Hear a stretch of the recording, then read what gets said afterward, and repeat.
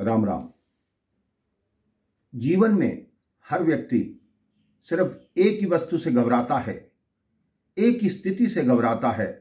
वो स्थिति होती है परीक्षा। मानव ही क्या, देवी देवता भी उससे घबराते हैं कि कहीं कोई हमारी परीक्षा न ले ले। चाहे विद्यार्थी हो, चाहे आपकी नौकरी के लिए बात हो, लेकिन आप परीक्षा से अवश्य घबराते हैं। ऐसी एक छोटी सी घटना मुझे याद आती है, जब एक भक्त ने भगवान शिव को ऐसी परीक्षा दी कि भगवान शिव भी हतप्रभ रह गए कि ऐसा भक्त भी और ऐसी परीक्षा भी कोई दे सकता है। एक बार नारद जी भगवान शिव के पास पहुंचे। उन्होंने भगवान शिव को बताया कि मृत्यु लोक में एक राजा हैं और उनकी पत्नी हैं, वो दोनों ही आपके परम भक्त हैं। उनसे बड़ा भक्त मैंने आज तक आपका नहीं देखा। भगवान शिव ने कहा, मैंने तो उनका नाम आज तक सुना नहीं, ना मैं जानता हूं। नारद जी ने कहा, आप चाहो तो उनकी कोई भी परीक्षा ले लो, वो हर परीक्षा में सफल होंगे।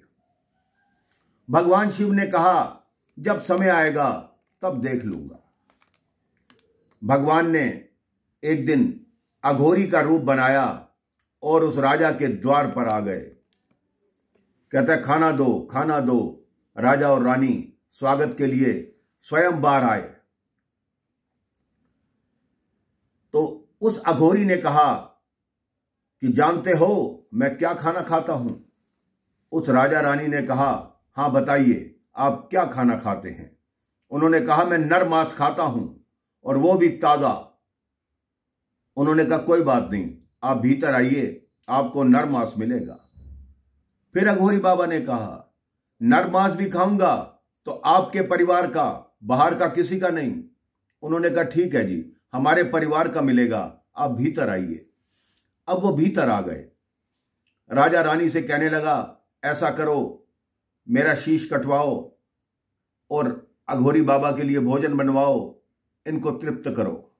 रानी कहती है, नहीं, मैं आपका शीश कैसे कटवा सकती हूं? आप तो राजा हैं, आप मेरा शीश कटवाओ, मेरे मांस का भोजन बनाओ और इनको खिलाओ। उनकी बात सुनकर अघोरी बाबा बोले, ठहरो, तुम दोनों का मांस नहीं खाऊंगा मैं। तुम्हारा 16 वर्ष का पुत्र है, उसको आवाज लगाओ, उसका मांस खाऊंगा। उन्होंने अपने पुत्र को आवाज लगाई कि हे पुत्र, अतिथि का पेट भरना है, अतिथि की सेवा करनी है, इसलिए तुम्हारे बलिदान की आवश्यकता है। उस बच्चे का हौसला देखिए। उस बच्चे ने तलवार अपनी मां की हाथ में दी कि हे मां, मेरा शीश काटो। मां ने भरे दिल से बेटे का शीश काटा। अघोरी बाबा ने पहले ही बोल दिया था, अगर आंख में आंसू आया तो मैं उसी समय भोजन छोड़ के चला जाऊंगा। मां ने शीश काटा। जो शीश होता है वो पूरे शरीर का मुख्य अंग है। मां ने वो संभाल के रख लिया, बाकी शरीर को कटवाया, उसका भोजन बनाया। जैसे ही भोजन परोसा, अघोरी बाबा ने थाली दूर फेंक दी कि मनुष्य के शरीर में जो सिर है वो सबसे मुख्य अंग है, तुम उसको छिपा कर रखा ही, मेरे साथ धोखा करती हो। रानी ने हाथ जोड़े कि प्रभु, मेरे से गलती हो गई। कहते शीश लेके आओ मेरे सामने। शीश लाया गया। कहते उखली लाओ, मूसल लाओ, मेरे सामने सिर शीश को उस उखली में कूटो मूसल से। रानी ने कहा, जी प्रभु। सिर को उखली में रखा गया। मां मूसल मारने लगी। अघोरी बाबा फिर बोलते हैं कि मैंने सुना है कि जब औरतें ओखली कूटती हैं तो मंगल गीत गाती हैं, तुम भी इसके साथ मंगल गीत गाओ।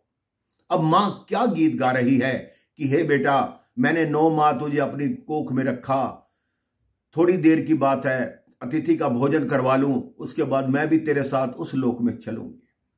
अब सिर को पीस लिया गया, उसका भोजन बनाया गया, अघोरी बाबा को प्रस्तुत किया गया। उन्होंने थाली फिर दूर फेंक दी और राजा रानी बोले, अब क्या हुआ प्रभु? कहते मैं अकेला भोजन नहीं करूंगा, तुम भी मेरे साथ बैठ के भोजन करो।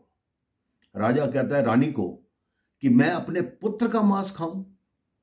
तो रानी ने धीरे से बोला, जब 9 माह तक उसके मांस के लोथड़े मैं अपने पेट में रख सकती हूं। अब तो केवल 9 मिनट की बात है, अतिथि का भोजन हो जाए, हम दोनों ही अपने बेटे के साथ प्राण दे देंगे।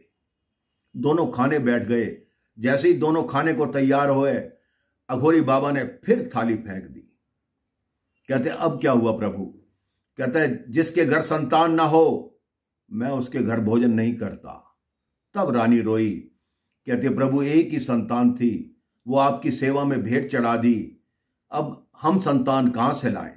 तो अघोरी बाबा ने कहा तुम क्या चाहती हो?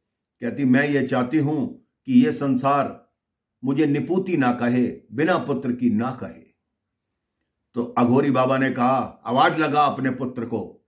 जैसे ही उन्होंने पुत्र को आवाज लगाई, पुत्र खेलता हुआ बाहर से आया कि हाँ मां क्या बात? पीछे मुड़ के देखा तो अघोरी बाबा के रूप में साक्षात भगवान शिव थे। उनको आशीर्वाद दे रहे थे कि आप दोनों वास्तव में मेरे परम भक्त हो, आप मेरी परीक्षा में सफल हुए। इसलिए आप सबसे यही अनुरोध है, परीक्षा कोई भी आए उसको पूरे धैर्य से, हिम्मत से और अनुशासन से दीजिए। राम राम, जय श्री राम।